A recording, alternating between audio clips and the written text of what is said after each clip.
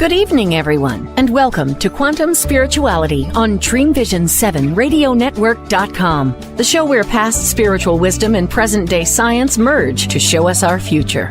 Your host is Peter Canova, author of the 25-time award-winning book series, The First Souls Trilogy, available on Amazon, and Peter's website, petercanova.com. That's PeterCanova.com. This show is a live video, so if you're only listening and want to watch, go to Peter's website, petercanova.com. PeterCanova.com, where you can access his Facebook page to leave comments or questions, and click the D7RN link where you can receive a free gift video.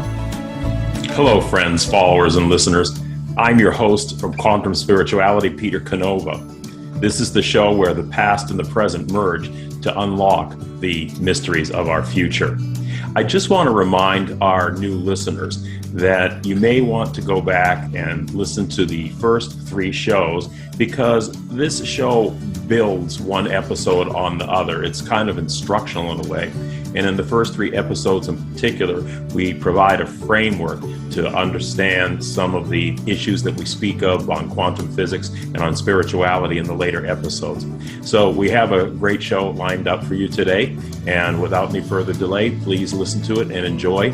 And join us every Tuesday, first Tuesday of every month, for Quantum Spirituality. Hello, everybody. I'm Peter Canova, the author of Pope Annalisa and the First Souls Trilogy, and of the forthcoming book, Quantum Spirituality. Welcome back to another show on Dreamvisions 7 Radio Network.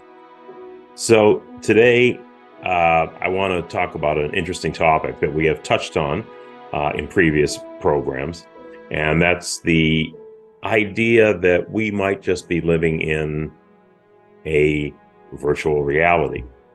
So we're going to look at some new information on this subject, and I think I want to tie it up at the end to tell you what all this can mean for you, because again, we like to work in the concrete here, not the abstract, even though we may have to deal with abstract ideas to get to or to start off to where we want to be at the end of the question.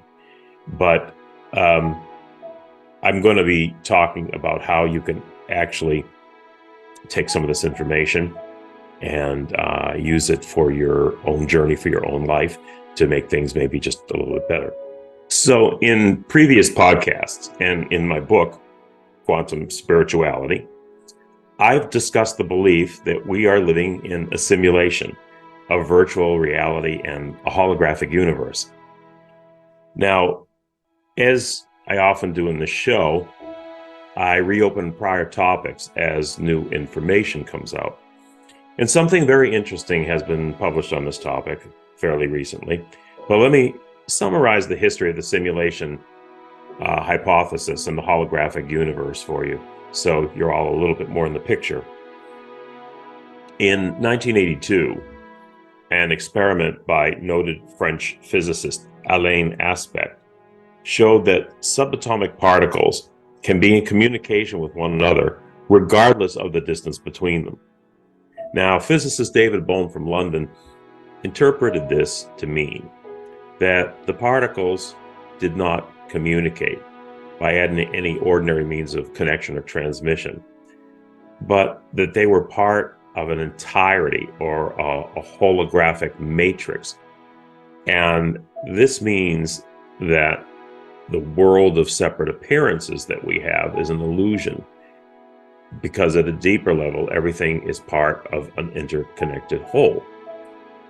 So another way of saying this is that objective reality doesn't exist. At some deeper level of reality, these particles are not individual entities, but they're actually extensions of the same fundamental something.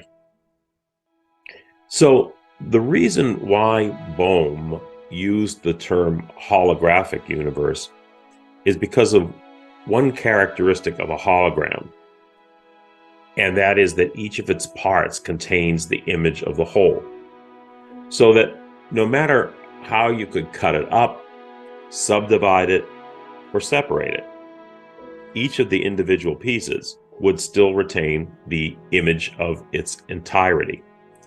Now, this would mean that all appearances in the universe are merely illusory projections of one deeper reality.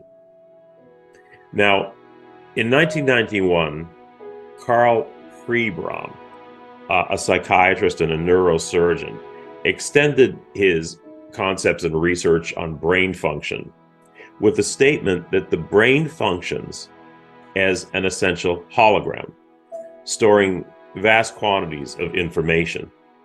And Bowman Freibram ultimately cooperated in furthering the notion of the universe and our very brains as holographic entities.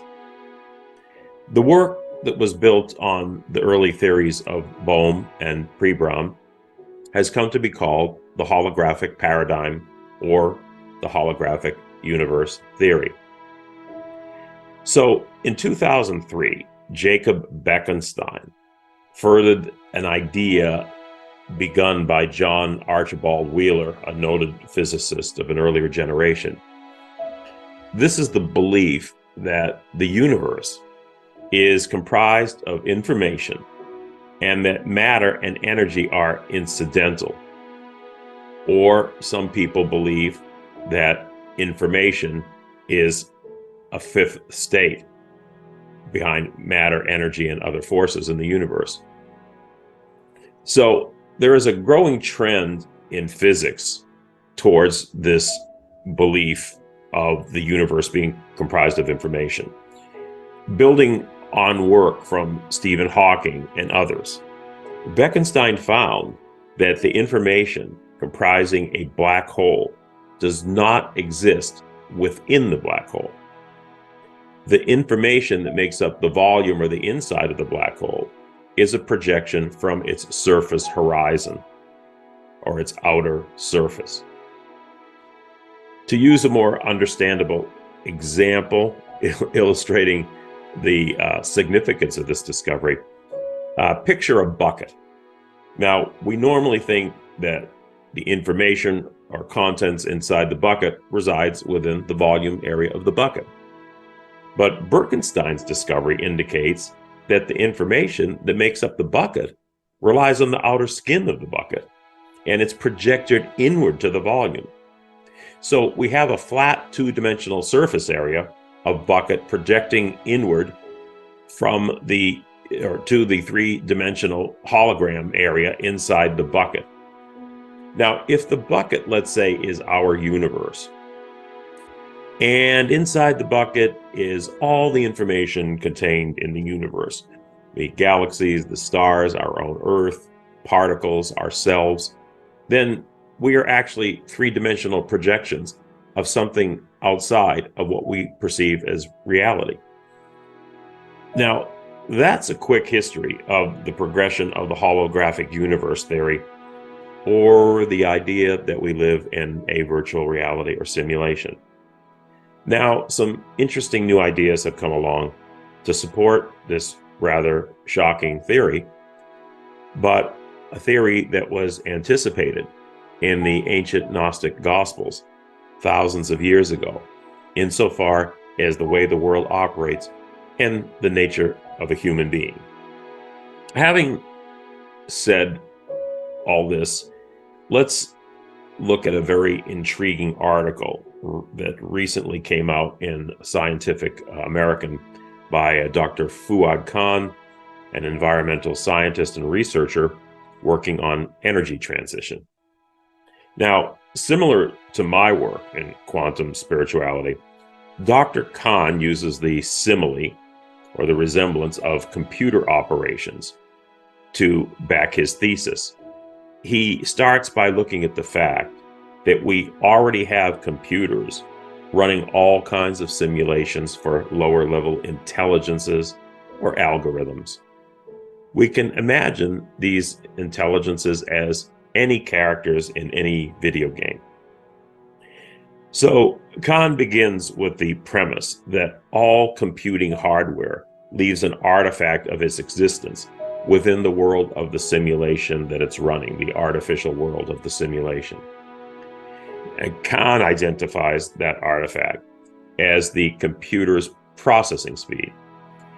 If we are running a software program within a computer, for instance, the only artifact or presence of the computer hardware, the footprint within the simulation of what you're seeing, is the processor speed. So Khan reasons that all the laws operating the simulation lie within the software program except for one. That one element is the processor speed, because the laws governing the operation of the game are constrained or limited by the computer's speed of computation. This is the only way the computer hardware leaves its influence or imprint on the simulated program. So Dr. Khan then provides an example to illustrate his point. Say we are living right now in a simulated reality. For us, the number 7 million is very large, and 1 is comparatively small as a number. For the processor running us, however, the difference in scale between these two numbers is irrelevant. So even a 64-bit processor would perform a subtraction between 7,862,345 and 6,347,111 in the same amount of time as it would take us to perform a subtraction between 2 and 1. So simulations are abstract worlds of programmed mathematics or algorithms, processed in terms of various combinations and speeds of operations per second. It's these time variable computations that give the sim characters and the environment they're in the variety and seemingly physical appearance that the simulation takes on. The time factor to perform these operations will be observed, felt, and expressed within the simulation as an artifact, or an effect, or a footprint, if you will, of the operation of the underlying computer machinery, apart from the algorithms that govern the software, the instructions that govern the software. The abstract world of software simulations clearly operates within limitations controlled by the power or capabilities of the computer's processing speed. As observers within the simulation, we would have no frame of conscious awareness, a way to quantify the processor speed, except when the program hits the processor's upper limit. Things then perceptibly slow down. Khan then presents a thesis on how to identify the artifact as a force within our universe. What is the analogous force within our universe to the computer simulation and the processor that we've been talking about? If we live in a simulation, then our world should also have an artifact or a footprint, detectable footprint, like the one a computer leaves in virtual reality games. We can articulate some of these properties that would help us identify such an artifact in our universe that could indicate that we're living in a simulation. For one thing, the artifact is an additional component to every operation in the simulation. It underlies every operation in the simulation. It's unaffected by the magnitude of variables being operated on, and is not observable within the simulated reality unless a maximum variable size is observed. So it doesn't matter the amount of operations and variables that are going on in the simulation, and it is also undetectable because, as you will see, it is a property that really defines how we perceive the physical world. We'll come to that in a minute. But the artifact has to represent itself as some kind of upper limit. artifact cannot be explained by the underlying mechanistic laws of the simulated universe. It has to be accepted as an assumption or a given within the operating laws of the simulated universe, something that is separate from the laws of the simulation. The effect of the artifact or the anomaly in the simulation is absolute. There are no exceptions. So I want to pause here for a second to say that the points that Dr. Kahn just listed are both the Gnostic and mystical descriptions of the footprints of the Supreme Consciousness or God. Now, I sympathize with Dr. Kahn, though his hypothesis almost begs the conclusion. He's writing in a scientific journal, and you don't speak God in the halls of science and academia. Other possibilities exist as to what lies beyond the limitation of the program, and we'll discuss those shortly. But I also don't want to assign meanings to Dr. Kahn's article he didn't intend. Intentionally or not, however, the comparison between these descriptions and the Gnostic views are quite valid. But looking at the parameters we just listed, Dr. Kahn intriguingly defines this artifact or upper processing limit in our potential universal simulation as the speed of light. He says space is to our universe what numbers are to the simulated reality in any computer, and matter moving through space can simply be seen as operations happening on the variable space. So if matter is moving at, say, 1,000 miles per second, then 1,000 miles worth of space is being transformed by a function or operated upon every second. Now, Kahn further states that if there were some hardware running the simulation called space, of which matter, energy, you, me, and everything we are a part of, then one telltale sign of the artifact or the controller within the simulated reality space should be identifiable. The telltale sign would be the maximum limit on the container size of the space, the boundaries of the space in which the simulated operation can be performed. And such a limit does appear in our universe as the speed of light.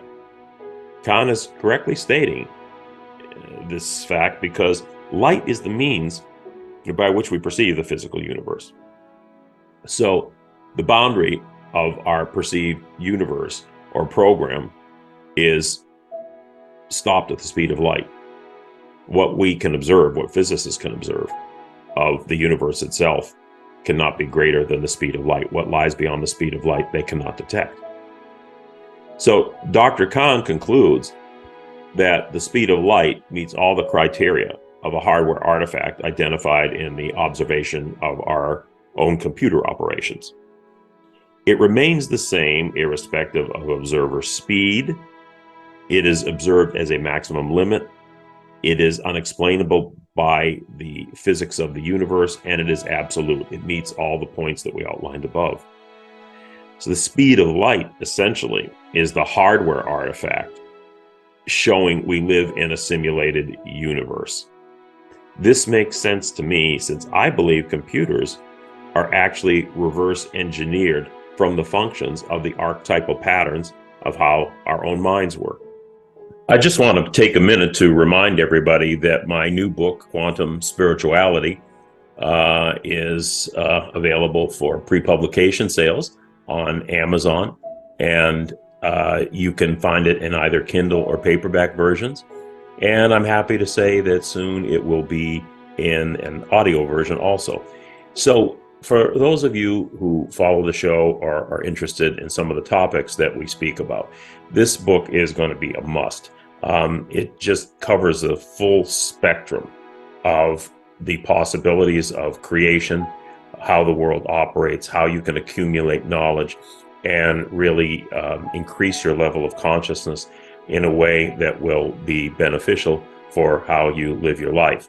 And I think that you'll see that the variety of things that go into making up our world are just mind-blowing. And the reason that it's so unusual is because this book approaches things from both a scientific and a mystical standpoint, bringing the information of the two together, merging science and merging spirit to tell us about ourselves. So please be on the lookout for Quantum Spirituality. Should be available for print version in October, but for pre-orders, you can go to the site, the link here that you see in the blue box, which is the link that will take you to the Amazon page where you can find the book. Hope you enjoy it. Okay, it's that time for a short commercial break. This is Quantum Spirituality on Dreamvisions 7 Radio. I'm your host, Peter Canova, and you can go to my website, petercanova.com. That's petercanova.com, where you can get the link to watch the video version of this podcast and also get a lot of information that we can't always cover on any individual program. So we'll be back shortly with a lot of more interesting news. Don't go away. Keep that dial tuned.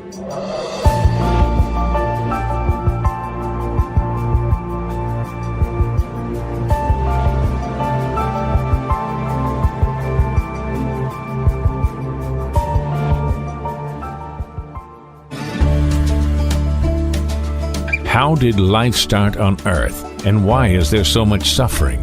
Are we living in a simulated reality like the characters in the Matrix movie? Do parallel dimensions exist alongside ours, influencing our experience? What are the mysterious dark energies that penetrate our universe? Peter Canova folds space and time to bring the twin bookends of ancient wisdom and quantum science into a single focal point, answering these and many other deep mysteries of the creation. Quantum Spirituality can be heard every Tuesday at 10 a.m. and 10 p.m. Eastern and 7 a.m. and 7 p.m. Pacific on syndicated Dreamvisions 7 Radio Network. See the show where past and present merge to show us our future. What if dreams can diagnose your life? What if we can meet the love of our life in dreams? Join host Kat O'Keefe Canavis, the #1 internationally best-selling author of Dreams That Can Save Your Life, written with Duke University medical doctor Larry Burke. Dreaming Healing is where we'll explore dreams, research, and interpret dreams from you, the caller. Dreaming Healing shows can be heard every Tuesday at 9 a.m. and 9 p.m. Eastern, with live shows on the first and third evenings at 9 p.m. Eastern, 6 p.m. Pacific Time on syndicated Dreamvisions 7 Radio Network. Come live your dreams out loud with Kat. Omega Institute, offering workshops, retreats, and online learning dedicated to awakening the best in the human spirit. For over 40 years, Omega has seen more than 1 million people come through its doors to grow, learn, and find a greater sense of purpose. With over 350 workshops to choose from, Omega offers something for everyone. Located in Rhinebeck, New York, just 90 miles north of New York City, Omega's natural environment and quiet pace allow for extraordinary experiences to unfold. Learn more at eomega.org or call 877-944-2002. Again, 877-944-2002. In a world facing annihilation, a miraculous African nun rises to become the first female pope through a web of war, murder, and betrayal. Loved by some, hated by many, she becomes the deadly target of Islamic terrorists and her own cardinals as she introduces a new vision that will either save humanity or accelerate its destruction. 4 people must race against a nuclear holocaust to learn her astonishing secret. Pope Annalisa is available at petercanova.com, Amazon, and other online booksellers and bookstores worldwide. This is Dreamvisions 7 Radio Network, uniting mankind with universal love. Our shows are created from the heart, bringing each listener to a place of divine enlightenment. Breathe, relax, and enjoy. Let life flow. Welcome back to Quantum Spirituality on Dreamvisions7radio.com. I'm your host, Peter Canova, and you can find out more about me at petercanova.com. That's PeterCanova.com. And please, if you enjoy the show and have any questions or comments for me, leave them on my Facebook page, Peter Canova Author, or also you can leave comments on my website. You know, in my soon-to-be released book, Quantum Spirituality, I make the statement that we were able to develop computers because the blueprint or archetype of the computer already exists in a deeper reality. So computers are more of a remembrance or recognition of this reality than an invention out of the blue. The functions of the hard drive, the memory, the storage, and the software are all reflections on how our minds operate, processing, storing, recalling, analyzing, and replaying information. So science generally recognizes three levels of the human mind: the conscious, the subconscious, and the unconscious. Additionally, many psychologists and philosophers and spiritual figures add another level called the higher self or super consciousness. We can use a computer simile to help explain the workings of these three forms of consciousness. So the conscious mind is your everyday walking, talking, waking mind. You're fully aware of the contents of this mind. It acts like the processing and keyboard input features of a computer.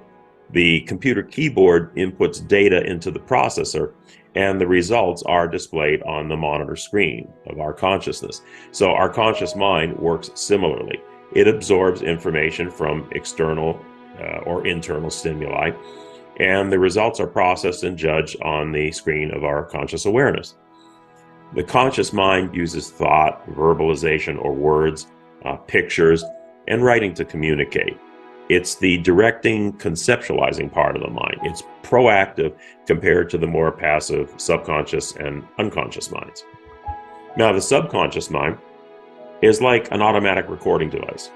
It stores data accumulated over a lifetime, even data not immediately recognized by the conscious minds.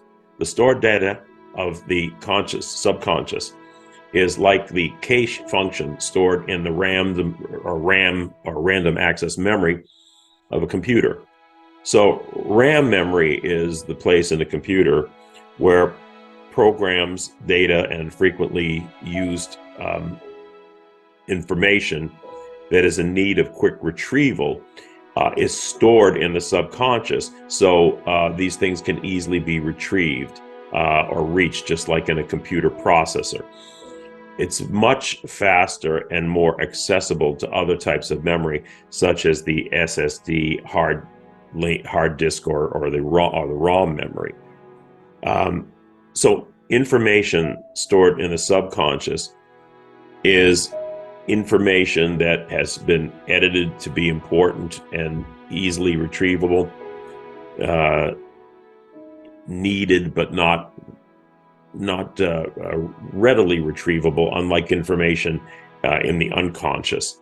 So the recent memory stored in the subconscious for quick recall when needed, that is the situation where, say, you traveled to a city last year, okay, and or last couple months, and you're thinking of that. That's where your quick recall is. It's not on the top of your mind, but it's easily retrieved by the direction of your thought. So the subconscious also holds the needed programs that you run every day, such as your current recurring thoughts, behavior patterns, habits, and feelings. The subconscious is, though, reactive compared to the proactive conscious mind.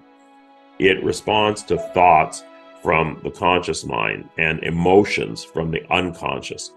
The subconscious is really our faithful servant that carries out the intent of its bosses, the conscious mind, and even the unconscious mind.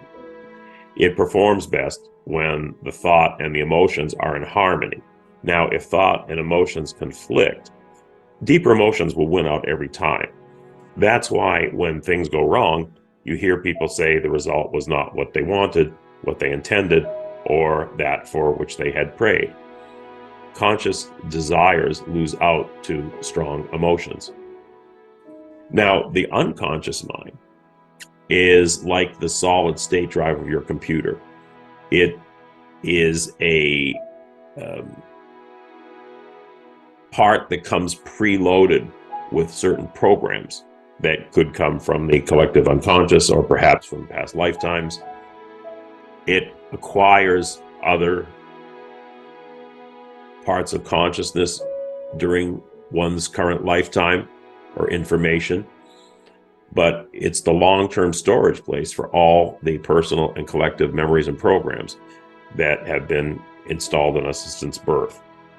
The unconscious is the murkiest and most difficult to understand of all three mind levels. In part, this is because the contents of the unconscious express themselves automatically, and they are not subject to introspection or conscious recall. Even though the contents of the unconscious mind remain below the level of consciousness, remain below the level of conscious recall and awareness, the emotions, memories, and ideas grounded in the unconscious exert a tremendous influence on our lives and behavior. This memory of the unconscious mind would be analogous to the hard drive's ROM. It contains a lot more information that is more slowly retrievable as opposed to the subconscious mind, where we said it was more like RAM memory, where it was limited down to a certain amount of needed facts and therefore much more susceptible to speedy retrieval. But look, how does all this information about the function of our minds being similar to computer operations relate to the concept of a virtual reality or holographic universe simulation? So anyone familiar with computers knows that the information on a computer is divided into partitions. These are segments of the computer that are walled off from one another, yet they are still part of the computer as a whole. Now, the analogy here is that our perceived or apparent reality is one partitioned area of the whole, and the information that is being projected is coming from that part representing the unobserved totality, the unobserved partition, the partition that lies beneath. So a question we have to ask ourselves is why? What's the purpose of any simulation at all? So Dr. Kahn makes a very incisive point. The algorithms that produce the characters and environment of any role-playing game or RPG produce a subjective, integrated experience that benefits us, the ones controlling the simulation. We made it for a purpose, for entertainment, for knowledge, but it's for our benefit. Kahn says that what is the heart of the matter, and a key theme of this podcast, is obviously now the nature of consciousness. He says that consciousness is an integrated, meaning combining the five senses, a subjective interface between the self and the rest of the universe. The only reasonable explanation for its existence is that there is to be an experience. There's nothing in science that explains the fact of the experience that we call consciousness. Dr. Kahn reasons that there can only be two explanations for its existence. First, it has to be for some purpose we just can't fathom, one possibility. But the more concrete explanation is that conscious experience is a function we serve, a product we create, and an experience that we generate as human beings. We are experience-generating machines. The question then becomes, so who do we create this product for? It doesn't seem to make sense that we exist just to have random experiences in and of themselves. It's more logical to assume that a purpose exists for the experiences. And a purpose implies a higher force that controls this purpose, that desires these experiences. This means that conscious experience would appear to be a shared quality where both ourselves as individuals and the programmer running the simulation share the experience. So if you really try and grasp what Khan is saying here, it's that us having experiences in and of themselves, just for ourselves in a loop, it doesn't really lead to anywhere. It's a circular type of existence, a circular type of argument. What's really the purpose of it? But if you add into the equation that there is a force in the background somewhere that is desiring these experiences and getting the benefit of these experiences through us, and in turn creating the conditions for which we can have experiences, then we see a kind of loop process that starts to make sense. So again, without stating it, Dr. Khan touches on the possibility of a supreme consciousness, an integrated whole of which we are a part. And yes, like our computer comparison, we are partitioned off from it, even though we're part of it. This is another way of stating a frequently quoted idea that runs through the body of my work pertaining to this loop process of experience. And that is that we are the fingers of God touching the face of this world. Our purpose is to spiritualize the material and bring the experience of the material back to spirit.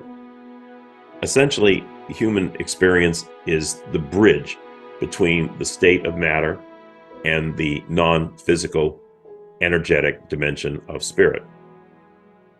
Now, let me give you an example of how this principle works at all levels by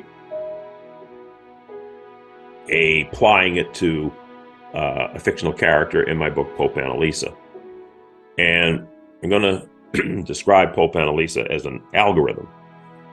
An algorithm is a set of rules defining the output or result of a given operation. Essentially, algorithm is the mathematical process by which information translates itself into such things as matter, energy, and the visible world. So let's see how an algorithm operates in just about every aspect of existence, even using the example of a written fictional character. How is she analogous, let's say, to an algorithm? So if you look at the chart that we have here, we're describing the character of Pope Annalisa, and you see her down the bottom of the process there. So the entry that we would make, and incidentally, any of these boxes that you see, any of these geometric shapes that you see, these are analogous to algorithms. They can be expressed mathematically. Each of them can be expressed mathematically, but that would be super confusing and create a chart that you would have to be an MIT genius to decipher. So I've made simple boxes with narratives here. So we start off with the algorithm that creates her as a human and a female. And now it gets to a point where we start to talk about choices and variables coming into play, because she performs deeds or actions beyond accepted reality. And we have the yes there. Now, the reason we have that instruction is it could have been another way. She might not have been able to do that. So she displays accepted behavioral patterns. Well, here the instruction is a no. If she did follow the sort of strictures of society, she would have been completely different personality. It would have been a completely different person down at the bottom of this chain. So is she reliant on the five senses for knowledge? Again, the instruction here is no. That's not how she derives the knowledge under which she operates. She derives knowledge from extrasensory source. Yes. Yes, she clearly is getting the knowledge that largely controls what she does and what she's able to do from a source that would not be commonly recognized as being definable or recognizable. Now, on the left, you see a separate entry here. And that entry is the outer world, or the environment in which Annalisa finds herself.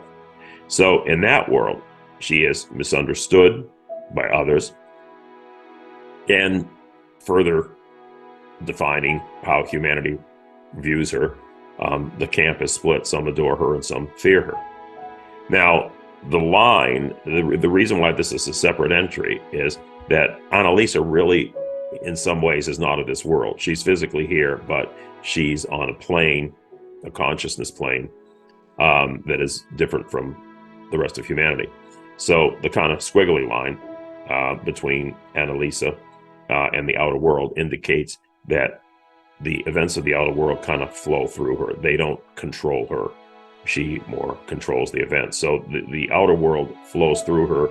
She's part of it and yet sort of not part of it, because if you look to the right, she derives her true consciousness from what we can term here as oversoul or divine consciousness, and it's kind of a loop. She brings back her experience in the material world to the higher self, and the higher self in turn informs her of ways that she should be conducting herself in the material world. So you can sort of see that we can take anything in life and break it down to an algorithm like this that would lead to the ultimate object that the algorithm is describing, whether it's a person, or whether it's a thing, or whether it's the world at large. It really does run according to certain algorithms or set ways of doing things, which could be considered also instructions or blueprints. So, this diagram that we just looked at is an algorithm for creating the character Pope Annalisa, a character many people have embraced as a life-changing experience. And then here we get back into the whole thing of experience. Pope Annalisa was created to be an emotional experience with which its audience could connect. It's time for another break. Don't go away. I'm your host, Peter Canova, and you're listening to Quantum Spirituality on Dreamvision7radio.com. We'll be right back.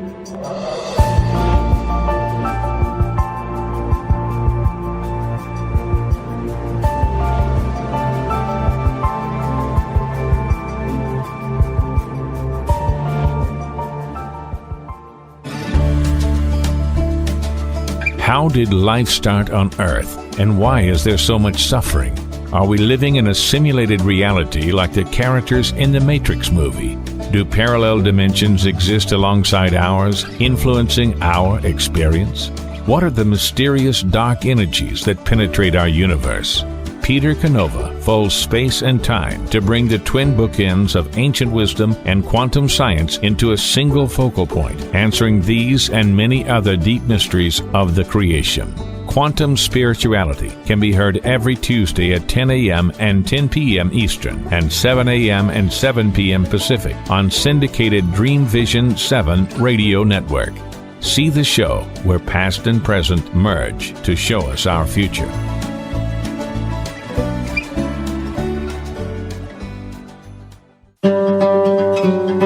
Darkest hours to brightest moments, transformation from despair to happiness, and chaos to clarity.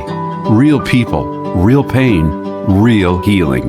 life-threatening illness, death, abusive relationships, divorce, and overcoming addiction are challenges these men and women faced head-on. See how they emerged stronger and happier. Buy the new book, Chaos to Clarity, Sacred Stories of Transformational Change by Reverend Patricia Caginello and Kathleen O'Keefe Canavas. Available on sacredstoriespublishing.com and worldwide through Amazon and other retailers. Why are we here? How can we be happy?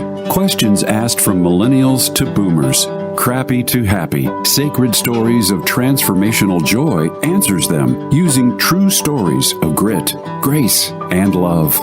James Redfield, author of The Celestine Prophecy, wrote in the foreword, "This book is a seminar about emerging truths and offers grounded solutions through the art of the comeback." Dr. Bernie Siegel, a contributing author, wrote, "Bodies die, but spirits and consciousness survive and recycle." So, grab some tissues, open your book, and prepare to cry and laugh till it heals. Crappy to Happy by Reverend Ariel Patricia and Kathleen O'Keefe Canavas. Available from Amazon, Barnes & Noble, and booksellers worldwide. In a world facing annihilation, a miraculous African nun rises to become the first female pope through a web of war, murder, and betrayal. Loved by some, hated by many, she becomes the deadly target of Islamic terrorists and her own cardinals as she introduces a new vision that will either save humanity or accelerate its destruction. 4 people must race against a nuclear holocaust to learn her astonishing secret.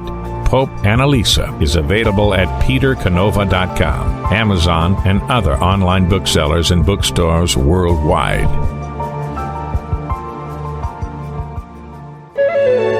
This is Dreamvision 7 Radio Network, uniting mankind with universal love. Our shows are created from the heart, bringing each listener to a place of divine enlightenment. Breathe, relax, and enjoy. Let life flow. Welcome back to the last segment of our Quantum Spirituality Show on syndicated Dreamvision7radio.com. And I'm your host, Peter Canova. You can listen to the show anytime online, on your phone, in cars with Bluetooth, and through Amazon's Echo by asking Alexa, play Dreamvision 7 Radio Network. If you have a question or comment, please leave it on my website, petercanova.com, where you can also link to my Facebook page to comment. I wanted to show you that anything in life can be expressed as algorithms, and that the purpose of having these simulations that the algorithms create, whether it's something that we create as a role-playing game or it's something else that's creating us as a perceived reality, there has to be a purpose to that activity. And that goes back to what I've illustrated here, goes back to what Khan has said, that the experience appears for the benefit of both the parts and the whole, and the vehicle by which the whole, which is pure energy, can express the illusion of physical form. So what exactly lies at the end of a tunnel? What's the nature of the something that is absorbing human experience and emotion? In the past few years, several productions have hit the screen dealing with other dimensions of existence. I'm going to cite 3 of them, which seem to fit the 3 possible end goals of simulated reality. The 3 I can think of are 1899, Manifest, and The Warrior Nun. And they're all available on current streaming platforms. So 1899 is rather dark. Like The Matrix, the simulated reality ends up being conducted by machines. In the case of 1899, they appear to be under some kind of malicious human control. In The Matrix, it is ultimately artificial intelligence pulling the strings, though unclear if it's of alien or human origin. Either way, I find the notion of living as puppets for a machine to get its kicks highly implausible. Now, Manifest is by far the most uplifting of the 3 productions. It's about divine consciousness attempting a direct breakthrough into the world of human ignorance.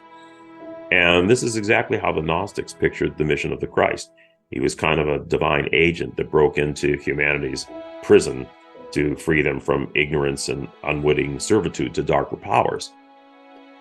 Now, Warrior Nun is interesting. It kind of stands somewhere between the two. The revealed dimension in Warrior Nun is neither wholly bleak and dark as in 1899, nor wholly good as in Manifest. It's a mixed bag of opposing forces. Both Manifest and Warrior Nun are compatible with the Gnostic view of dimensional existence. So let's clarify the apparent contradiction here. The Gnostics believed in the ultimate good and benevolence of the one consciousness or God. They believed that all consciousness, including human souls, directly derive from God's essence as diluted portions, let's say dumbed down portions of divine consciousness. The key word here is diluted or limited. The Gnostic creation story told that the spiritual mind projections of the one consciousness, called the mind sons and mind daughters in Hindu tradition, chose to pursue their own will rather than remain in harmony with the will of the one. This is a motif that appears in so many different religious and spiritual traditions. It's even reflected in modern times in the works of Tolkien, the author of The Lord of the Rings. But the consequences of this led to the creation of lower dimensions of existence where unwholesome changes occurred. The altered thought and energy patterns of the fallen spirits kept lowering in ever denser and more limited dimensions, culminating in the physical world, which was modeled and controlled by the dimensions above it. This is really essentially the modern parallel universe theory, string theory, M theory, so many other theories that essentially say that our world that we perceive is largely affected by unseen forces from other dimensions. So this is not just a mystical statement. This is also a fairly widely accepted scientific belief. Unfortunately, at this juncture, we've run out of time, but I will pick up on the next segment of the podcast talking about the nature of these hidden dimensions that exert influence on us and what the Gnostics had to say about it. And then we're going to get into what you can do to combine all this information that you've learned about the simulated realities and your place in it, and use it to benefit your life. Though we talked about the possibility of darker forces being exerted in other dimensions, I don't want anybody to leave bleak or disturbed by that, because when we talk about it on the next show, you'll realize that you are part of an infinity, and you always have the power to connect with that infinity in a conscious way. And consciousness is light. Consciousness dispels the dark. So we'll leave it at that for now. And I wanted to give you one last reminder that Quantum Spirituality, the book, is available for pre-orders right now through Amazon. And if you follow the link under the blue box here, it will bring you to that site. This is a book that really you're going to want to take a look at. It's a tour de force of creation to help pull together some kind of a picture of what this crazy world is all about. So until then, this is Peter Canova, Dreamvisions 7 Radio, Quantum Spirituality. See you next time.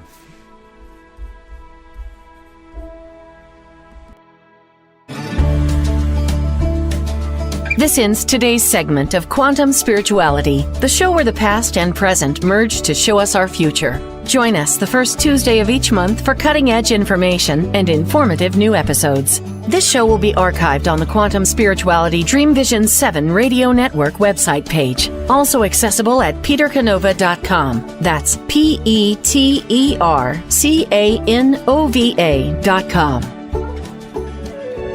This is Dreamvision 7 Radio Network, uniting mankind with universal love. Our shows are created from the heart, bringing each listener to a place of divine enlightenment. Breathe, relax, and enjoy. Let life flow.